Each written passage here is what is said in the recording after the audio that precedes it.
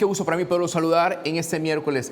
Estamos a miércoles 28 de abril 2021. Hoy es día especial. La Asamblea Legislativa 2019-2021 ha concluido su ciclo el día de ayer con la última plenaria. Legalmente o legítimamente, este periodo finaliza a las 0 horas del 30 de abril. Hay muchos funcionarios que van concluyendo su ciclo legislativo, hay otros que se van a reelegir, pocos, pero entre ellos existe un diputado que ha roto muchos récords en la Asamblea Legislativa, prácticamente tiene una vida en el servicio público, pero también ha destacado en el sector privado. Ha tenido todos los cargos posibles en el Ejecutivo y también en el Legislativo, Francisco Merino, quien hoy concluye su periodo legislativo y su ciclo legislativo en el primer órgano del Estado, la Asamblea Legislativa. Acumula 9 periodos legislativos, pero también una gran experiencia. Es el diputado más longevo, activo, desde 1983, cuando el país tuvo una asamblea constituyente, luego de un intervalo antecedido por un golpe de Estado de 3 años. Él formó parte de esa asamblea constituyente, caminando cerca del mayor Roberto Dawson, fundador del Partido Alianza Republicana Nacionalista. Buenas noches, José Luis, y un saludo a los amables televidentes. Realmente aprecio mucho esta oportunidad de intercambiar opiniones sobre este cierre de las labores legislativas 2018-2021 y por supuesto también qué podemos esperar de una nueva legislatura que iniciará el próximo sábado 1 de mayo. Un periodo pues indudablemente excepcional porque habrá un dominio total de una bancada, puede relacionarse como la bancada oficial, integrada pues con diputados y diputadas de tal vez sin experiencia política hasta el momento, pero con muchos deseos de trabajar y que además van a poder tener un control tanto de mayoría simples como mayoría calificada, lo que permitirá que el órgano ejecutivo pueda llevar adelante una serie de planes, de programas que no había podido realizar en estos casi 2 años porque la mayoría que dominó la legislatura 18-21 prácticamente integrada por Arena, FMLN, tomaron una línea de oposición y hasta se puede decir de obstrucción a las políticas generadas desde la Presidencia de la República. Gracias por estar. Comparto con usted y con el auditorio lo que fue la última plenaria en donde fueron electos 2 magistrados suplentes ante la Corte de Cuentas. Algunos diputados no quisieron participar porque es algo que le confiere al periodo legislativo que inicia el 1 de mayo. Francisco Merino estuvo ahí. Veamos qué fue lo que sucedió en esta última sesión plenaria. Hubo saludos, despedidas, hubo sonrisas, pero también hubo nostalgia y algún sentimiento de que quisieron haber hecho más los diputados. Veamos qué pasó. Con 50 y 52 votos, eligieron a Julio César Figueroa y Pablo Saravia como magistrados suplentes de la Corte de Cuentas de la República hasta agosto del 2023. En el caso de Saravia, su nombramiento es cuestionado, pues antes de ser juramentado, era coordinador general de auditoría y fue responsable de enviar al archivo los exámenes del gasto reservado de 2014 y 2015. Desconozco, digamos, el archivo porque nosotros siempre trabajamos arduamente y las labores están todos los informes y desconozco ese comentario. La Corte de Cuentas ha sido moneda de cambio en negociaciones políticas en la Asamblea Legislativa y aunque su trabajo es auditar, se ha hecho del ojo pacho en tremendos casos de corrupción. El más reciente, la malversación de fondos en las alcaldías de La Paz. Pero la labor de la Corte es fiscalizar la hacienda pública y su competencia no solamente va al nivel estatal, sino también a las municipalidades, a los municipios. Y habrá situaciones en las que nos vamos a poner de acuerdo y obviamente habrá situaciones en las que no. Personalmente conozco a los 2 señores, a los 2 profesionales que fueron juramentados ese día, pero debo de informarle a la población que estábamos reunidos con el diputado Mario Ponce, el diputado Almendaris, el diputado Serafín Orantes, el diputado Cardosa y el licenciado Manuel Alfonso Rodríguez, justamente atrás, en la salita de atrás de la Junta Directiva, el presidente Ponce no había sido sustituido, no había abandonado su función de presidente del órgano legislativo ni presidente de la comisión política, cuando un técnico le llega a informar que un diputado de la comisión política decía que tenían que reunirse. Según el reglamento interior de la Asamblea, le corresponde al presidente de la comisión convocar. Eso está expreso en el reglamento interior, y el diputado Ponce hizo saber que él no estaba convocando. Minutos después llegan a informar, ya está reunida la comisión política. O sea, ahí hay una omisión tremenda en el procedimiento, que es la convocatoria de esa comisión política debía haber sido hecha por el diputado Mario Ponce López. Al no ser así, si bien es cierto, llenaron la formalidad de tener un dictamen firmado, eso pues sí, porque tenían el compromiso o el pacto o el convenio Arena, FMLN, PDC, con lo cual hacían mayoría de votos en esa comisión política. Pero la convocatoria para abandonar el pleno en ese momento no se hizo en debida forma. Habrá que ver si hay recursos que se interpongan de inconstitucionalidad, porque ahí está claramente establecido que no se cumplió con ese requisito formal. Entonces, ahí hay también un lanzamiento político de parte de estos grupos que creo yo que habrá que revisar, porque su comportamiento fue más bien desafiante. Es como decir, miren, aunque haya una mayoría legislativa diferente y haya un gobierno, un ejecutivo diferente, nosotros nos quedamos con este coto de casa que se llama Corte de Cuentas de la República, para desde ahí supuestamente influir en las cosas y decisiones que a ellos les pueda convenir. Ahora, usted está respetando o demandando que se respete el reglamento de la Asamblea Legislativa y el manejo de la Comisión Política. Sin embargo, cuando eligen a los magistrados suplentes de la Corte Suprema de Justicia, usted le reclama al señor Mario Ponce López de qué se trata la votación en el Pleno. Entonces, ¿qué es lo que me quiere dar a entender ahorita, bueno, quizás diputado Francisco Merino? Que en la ocasión de los suplentes de la Corte Suprema de Justicia, en efecto, lo que reclamamos es que el diputado Mario Ponce no tuvo la más mínima cortesía, dije yo en público, de adelantarnos la información a su bancada parlamentaria, porque él no está ahí como un ciudadano común y corriente, sino que como un integrante del grupo parlamentario del PCN que firmó un protocolo de entendimiento con Arena cuando éramos mayoría los dos juntos. Eso es lo que lleva a Ponce a la presidencia. Entonces hay una obligación, un compromiso moral, y es lo que se le hizo ver en esa ocasión. De algo sirvió, porque en esta ocasión de la Corte de Cuentas él se sustrajo de esa votación, ¿verdad? Pero ya de alguna manera ya había quedado el antecedente de que estaban haciendo y deshaciendo lo que le convenía a esta mayoría coyuntural de Arena, FMLN, PDC. Está confirmando lo que el padre José María Tojeira ha calificado a esta Asamblea Legislativa, que en todas las encuestas desde el 2019 hasta el 2021 tuvieron una reprobación de 7, 3, 2% de aprobación en su trabajo.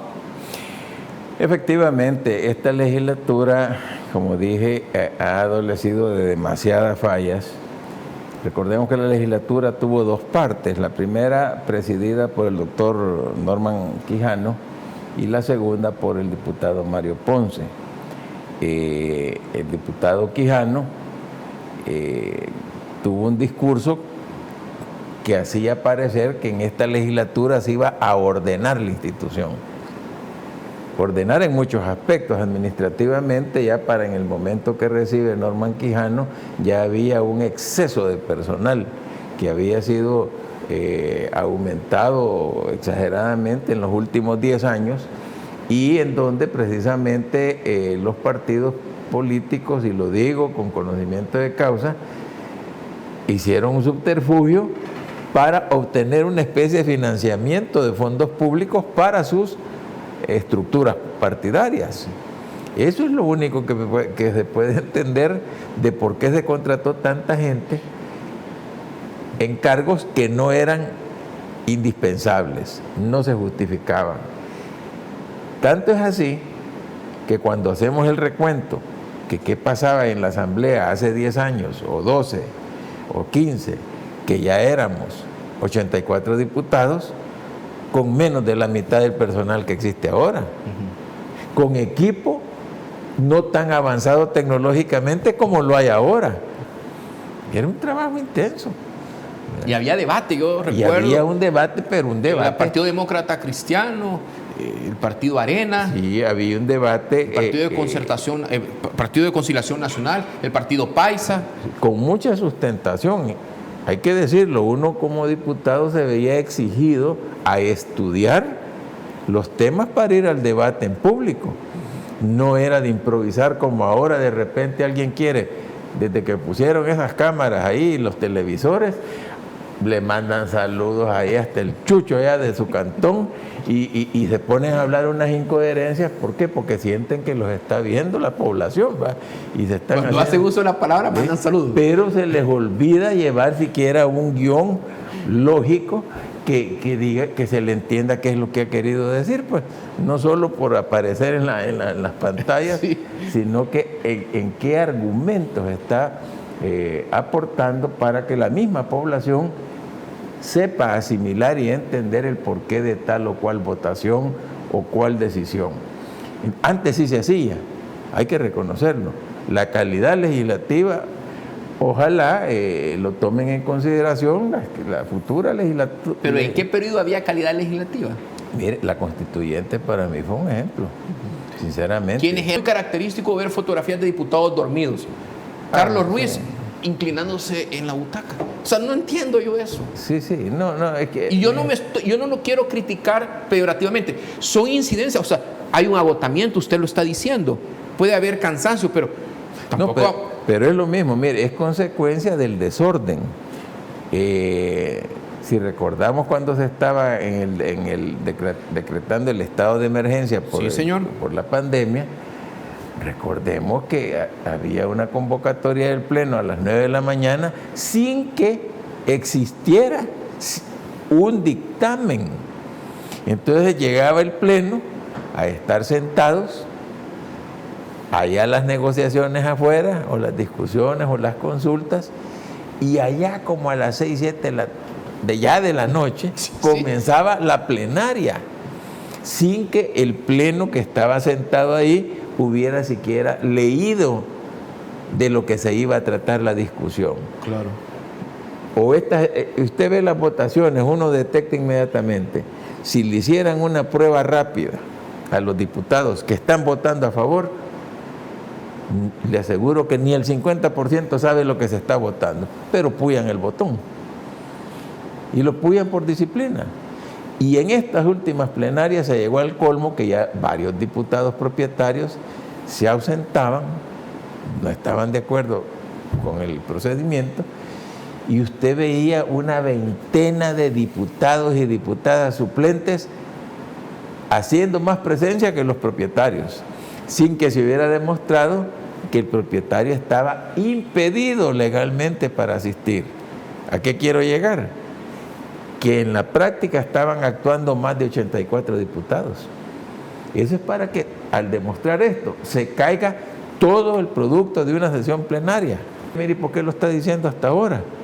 No sé si es que ha estado a la vista de todo el mundo. Pero no todos sabemos lo que usted está diciendo. Exactamente. Ahora, no lo entendemos. Esto nosotros le hemos trasladado, especialmente como PCN, al diputado Ponce, pero como él decía, miren, si como aquí está mayoría, y la mayoría la tienen ellos desde Arena, FMLN y PDC, quiere decir que ellos estaban haciendo lo que se les viniera en gana. Lamentablemente la calidad del trabajo legislativo decayó y la población así lo percibe. Ahorita el 1 de mayo viene el gran reto para la nueva legislatura de cómo levantar la credibilidad y la confianza de la población en el órgano legislativo. Responsable en este periodo legislativo de Mario Ponce López de la armonía que dice la Constitución que tiene que haber entre el Ejecutivo y el Legislativo. Si lo que ha imperado es una confrontación permanente. Claro. Y usted ya lo ha dicho en el contexto del presupuesto. Vamos al punto. O sea, el Ejecutivo tiene un plan de gobierno, hace sus proyecciones presupuestarias, lo presenta, la Asamblea lo tiene que avalar. Pero no, comienzan a confrontar, comienzan a haber amenazas de ir a traer a ministros amarrados, decía, y volvemos a lo mismo. Pues yo no sé si usted en los 9 periodos legislativos que ha tenido ha escuchado epítetos de descalificación para un diputado. Yo creo que la oportunidad de haber ejercido la presidencia debería de ser pues una oportunidad que le dé mayor prestigio, ¿verdad? Mayor renombre, indistintamente si continúa o no. Él fue tratado con honores militares por el presidente de la República. Claro, claro, pero esta fue la legislatura que más confrontó con el Ejecutivo. Y fíjese bien, esa creación de una serie de comisiones especiales, aquellos arrebatos de interpelación a funcionarios, dictámenes proponiendo o recomendando destitución de ministros, si eso nunca se había visto en esa forma.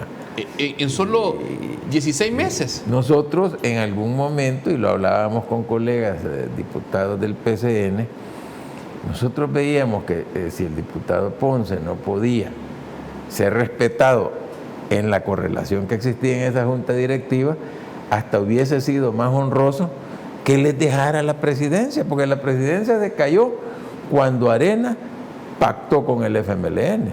Es decir, no fue desde el principio de la legislatura.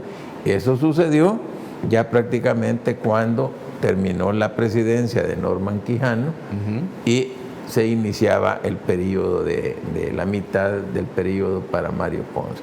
Hoy, una diputada se ha convertido en embajadora.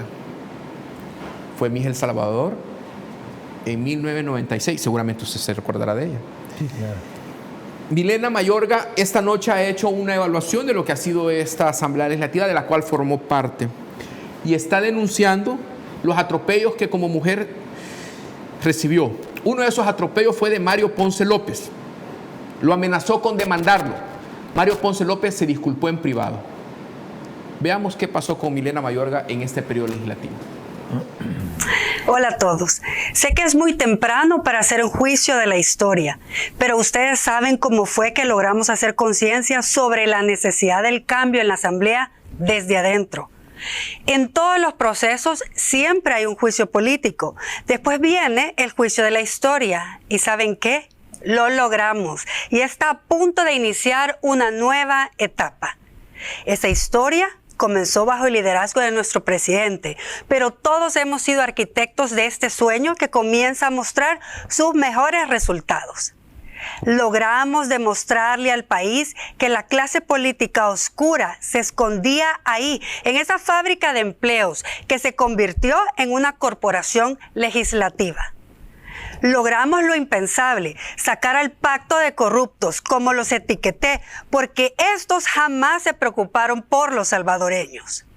Logramos aquello que se consideraba imposible, porque lo hicimos desde adentro. Yo fui la primera en renunciar a uno de los partidos más corruptos de la historia, el cual, por cierto, debe ser cancelado. Logramos elegir a una generación de nuevos diputados que no tengo duda van a contribuir a generar esos cambios que el país esperó por más de 35 años. Quise grabar este mensaje porque concluye mi ciclo político como diputada con una confesión a ustedes. Me daba vergüenza decir que trabajaba con esos corruptos, pero ahora ese cargo será digno. Y tengo otra confesión a ustedes. La violencia política que recibí en 42 episodios salía de ahí mismo de la Asamblea. Ahí me apagaron el micrófono, pero jamás lograron apagar mi decisión de renunciar a la lucha contra esa clase política, la más nefasta de la historia. Trabajé sin una oficina en los pasillos y al humillarme ellos pensaron que me iban a doblegar. Me gritaron e insultaron. Pero nunca estuve sola. Resistí porque sentí su apoyo y las bendiciones por hacer lo justo y lo correcto. Creo que este tipo de mensajes así tan genéricos, pues bueno, es un desahogo, es una expresión pues de crítica de lo que ella vivió como legisladora. Creo que amerita un poco más de precisión, porque justamente el hacer un juzgamiento tan amplio, tan general, sin hacer las precisiones, pues lo que hace es deslegitimar todo el órgano legislativo.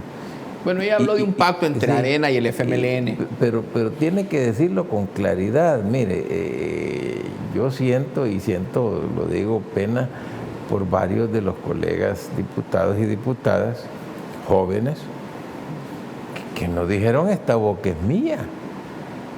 En privado le decían a uno que no compartían, pero que la orden que viene de allá, uno sabe cómo se manejan las instituciones políticas, pero ahí es donde viene esa decisión. Yo cuando me salí de Arena, yo me acuerdo si eso era una situación bien grave. Lo tengo bien presente, señor. Y lo hice no solo criticar, sino que me retiré, me aparté en buenas lides, y no del partido. Es decir, sino que precisé a las personas. El tiempo me dio la razón, porque Arena colapsó y ahora ya es historia, ¿va? Y hay tanta cosa que todavía creo que no se ha procesado. Pero la diputada, porque sí, ella finaliza también su primera legislatura, lo que hace es también abrir un poco la atención a que esto no puede quedar así. Mire, si aquí hay que deducir responsabilidades de muchas cosas. Entonces yo creo que si no se aprovecha esta coyuntura de este rompimiento con el pasado, por decirlo de alguna manera, porque esto no se había vivido en igual forma. Yo les comentaba a unos colegas: miren, es que esto es como cuando llegamos después del golpe de Estado.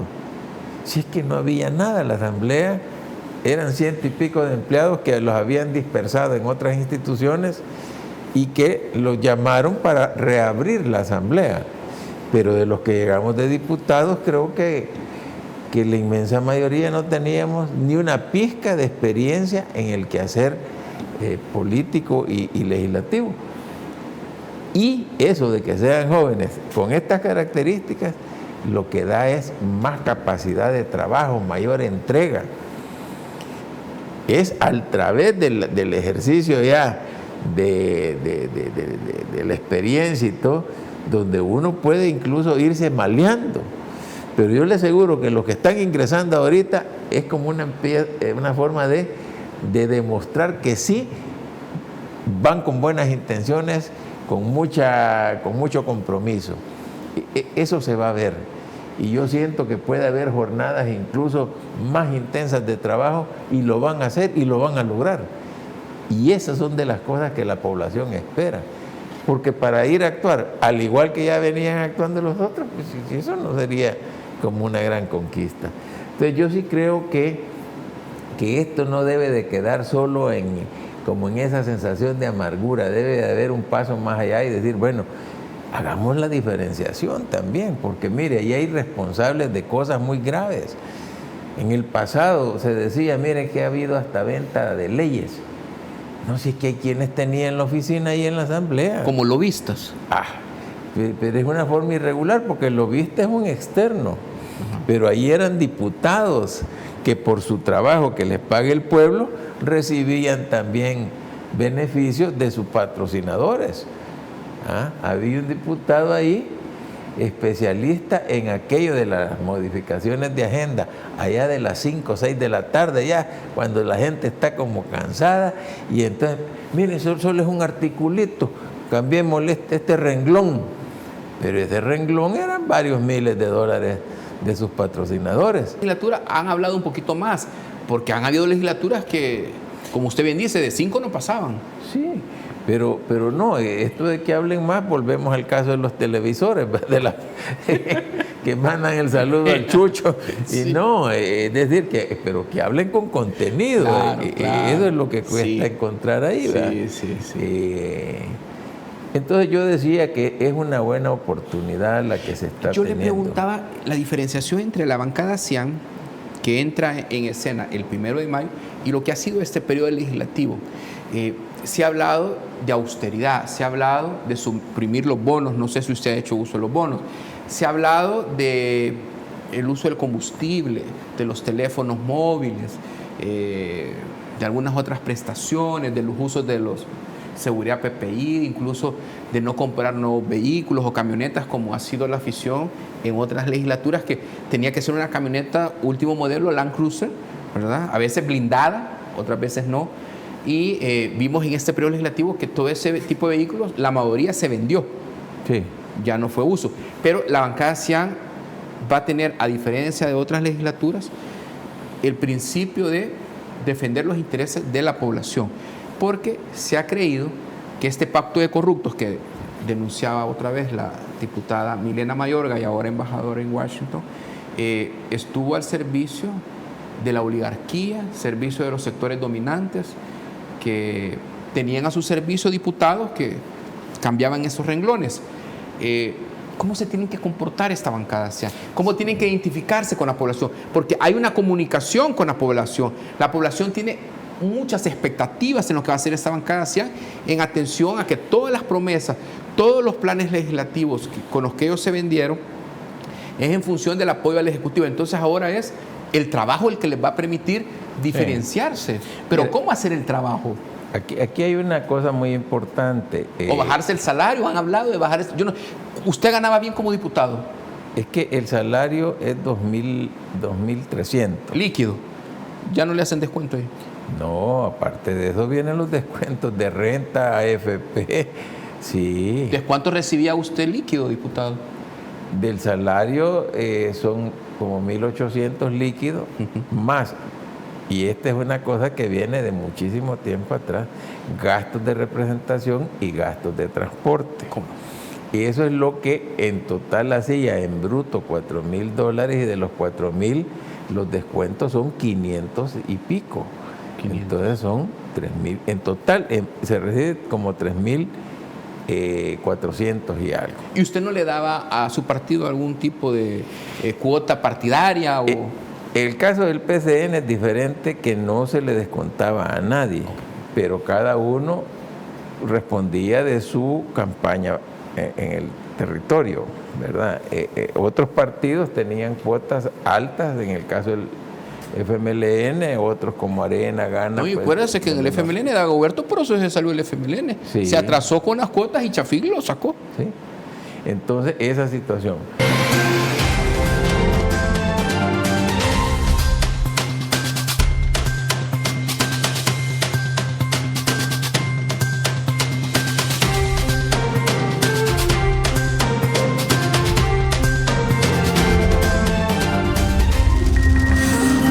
Los conceptos vertidos en este programa son responsabilidad de la persona que los presentó.